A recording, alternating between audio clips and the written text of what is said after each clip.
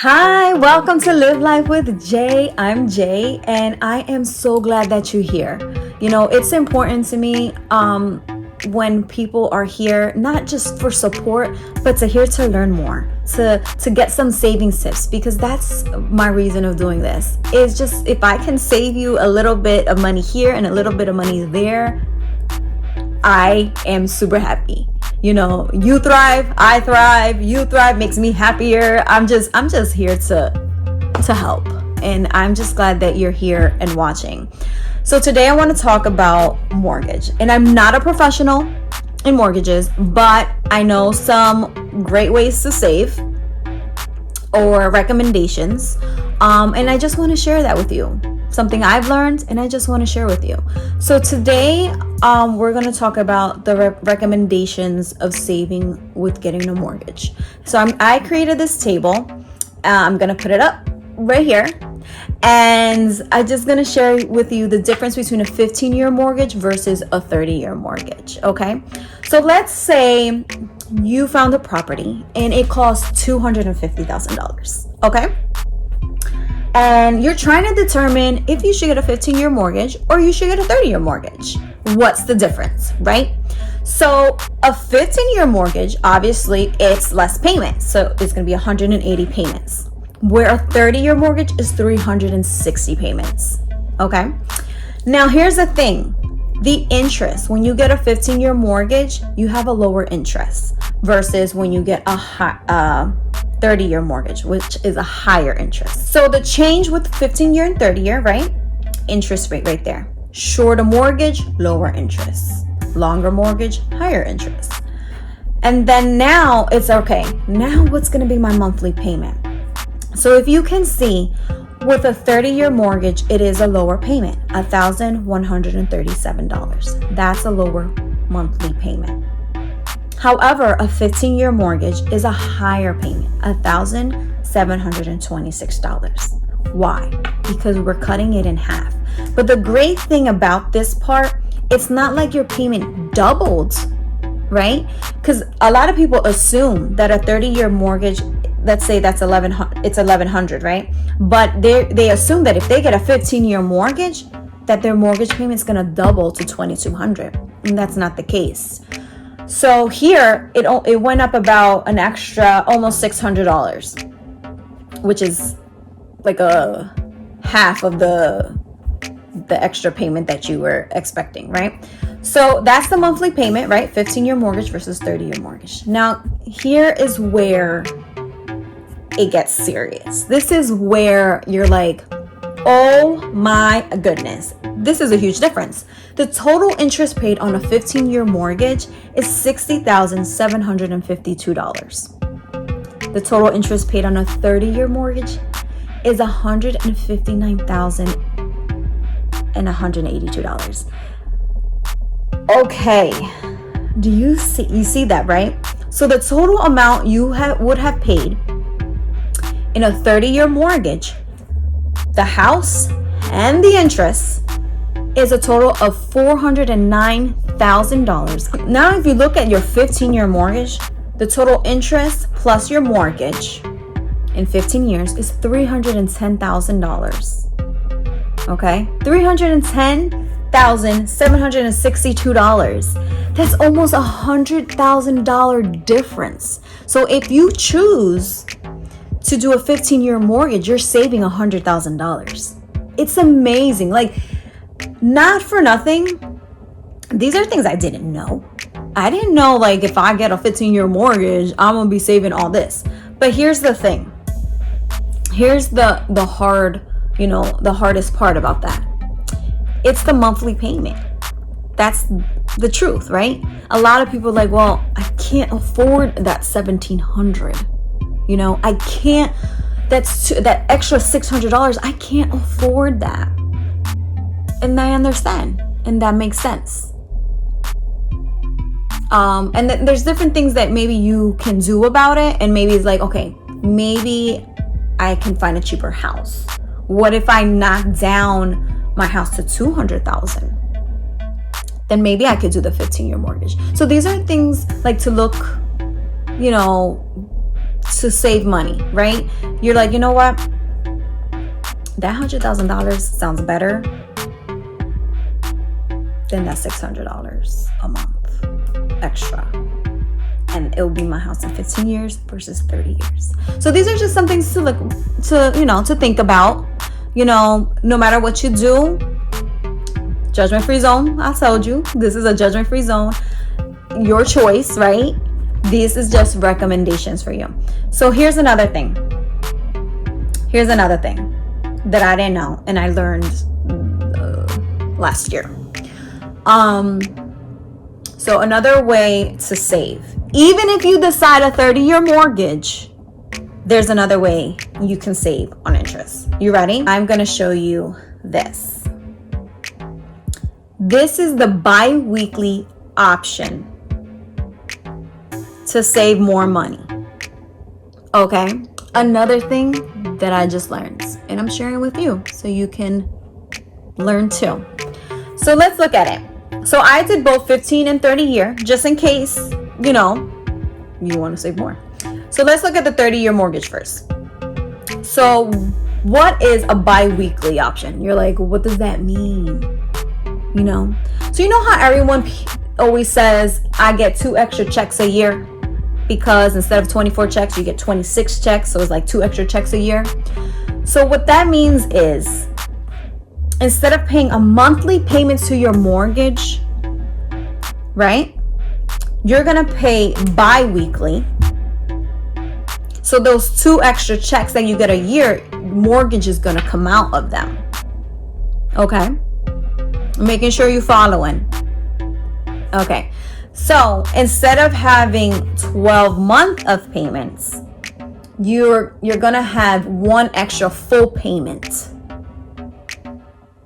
Okay? Does that make sense? You're going to have 1 extra full mortgage payment every year. So it'll be 13 payments. Bi-weekly just means that they're going to cut your mortgage in half, and every 2 weeks, your mortgage will be sent out. Okay? So every 2 weeks, half of your mortgage is going to get paid. That mortgage payment. Half every 2 weeks. So, which is a great option, because sometimes people are like, I can't dish out this $1,100 at the first of the month. So why not take $550 every 2 weeks and just take it out? And that's where that extra payment comes from, because now it's coming out from those 2 extra checks, right, that we get every year for the people that get paid bi-weekly. All right, I hope that made sense. I try to break it down as much as possible. If you have any questions, please leave below. Okay, so if you have a 30-year mortgage and you decide, you know what, I am going to do the bi-weekly option, guess what's going to happen? Guess what's going to happen? Obviously, you can see it right here, right? But look, instead of having 360 payments, you're going to be doing 313. That's what it's considered. Okay? And what that means is that you're going to have your mortgage paid almost 4 years earlier. So instead of it being a 30-year mortgage, it's going to be a 26-year mortgage. And you're going to save an additional $23,000. Okay? So, again, savings. That's the most important part here, is savings. Now, let's say you did the 15-year mortgage. You're like, you know what? I decided I can afford it. I can do this. Great. But I want to do the bi-weekly option too. And woo, man, if you do that, power to you. Okay? Your payments turn into 162 payments. That's a year and a half earlier, so it's not a bigger difference, but you're still paying it off sooner than you expected. Okay? You're paying it off in 13 and a half years. And you saved an additional $6,300. on top of the almost $100,000 you saved. Come on. Anything helps, anything works. It's great. So I just wanted to share with you these little things that I've been learning. And I'm telling you, I'm being real with you. These are things I never learned before. These are things that I've been learning now. There's things I'm still learning right now. There's things I'm going to learn. And I'm just going to share with you because I believe that you guys need to know. If you don't know, you need to know. And, if I can rewind time and I could have read a book sooner than I thought, like instead of reading it a few years ago. Hello. Anyway, so I'm going to sum it up for you real quick. Okay. My recommendations. You ready? They're not my personal recommendations. I've learned from other people, obviously, but I'm going to put them down here for you anyway. Recommendation is a 15-year mortgage. Do I understand if you can afford a 15-year mortgage? Of course. But it's just a recommendation. Recommendation is a 15-year mortgage. Fixed, not variable. Right? Variable means that your payments can change every month. You don't want that. You want the fixed rate every month. Okay? Let me correct that. The payments change because the interest changes. So that's where you don't want the variable. So at one point you could be like, oh, you're going to get 2% interest rate. Great. But if it's variable, that means it could go up. It could go to 6%. No. We're not doing that. You're going to take the fixed interest rate. Okay? All right. The next recommendation is putting 20% down. Do I understand if you can't put 20% down? Yes, of course I understand. But why is the recommendation 20%? If you do not put 20% down on your mortgage, you get another fee. Okay? I don't know if you knew that, but you get a fee called PMI. What is PMI? PMI is private mortgage insurance.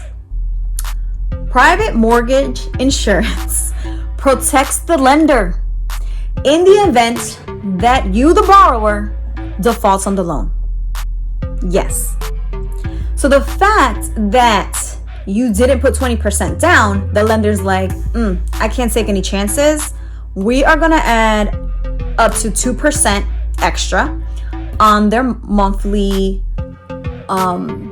payments. Okay? And that could cost hundreds each month. Let's be real. To the lender, you are at a higher risk to default because you have a lesser down payment. So yes, can you put 3.5% down with certain loans? Can you put 5% down with certain loans? Yes, you can. But just know that you're going to be added an extra fee to your mortgage. Okay? And in some cases, like a conventional loan, if you fulfill a certain percentage of your mortgage, they will take away the PMI. But it has to get to a certain amount, okay? So these are just little things that I'm telling you that I've been learning, okay? My other recommendation. So number 4. So I gave you 3 recommendations so far. Number 4 is, last one is, and this is very important, okay? It's important that you know what you can afford. Okay? What's the mortgage payment that you can afford? Don't go by what's the mortgage you can afford. Don't do that. Because what a lender does is they can qualify you for a high amount. They don't take in consideration all your expenses. They don't take consideration if you gotta buy diapers. They don't take in consideration how much you drive to pay gas. They don't. They're gonna be like, here you go, you can afford $300,000. And at the end of the day, you may not be able to really afford that mortgage payment. They're not paying attention to what you can afford. Okay? So my recommendation is the money that you bring in, your net income, right? After taxes, your net income, whether you have a spouse or a significant other, and you're doing it together, my recommendation, the highest would be 35% of the total net income you bring home. What does that mean? Right? So the recommendation is up to 35%. 25% is the best to go, not passing 25%. But if I'm being realistic, it's difficult for us, especially, if you're not in the best community, if you don't make the most money, if you're still trying to tackle stuff, it's the hardest. But I'm going to use 25% anyway as an example, so you know what I mean. So let's say that you and your significant other bring in $4,000 a month. 25% of that is $1,000. So my recommendation for you is your mortgage payment should be about $1,000. So that's my recommendation. You shouldn't pass 35%. So you do, 4,000 times 35%. That will give you the recommendation amount of the most, though. Try your best not to pass that.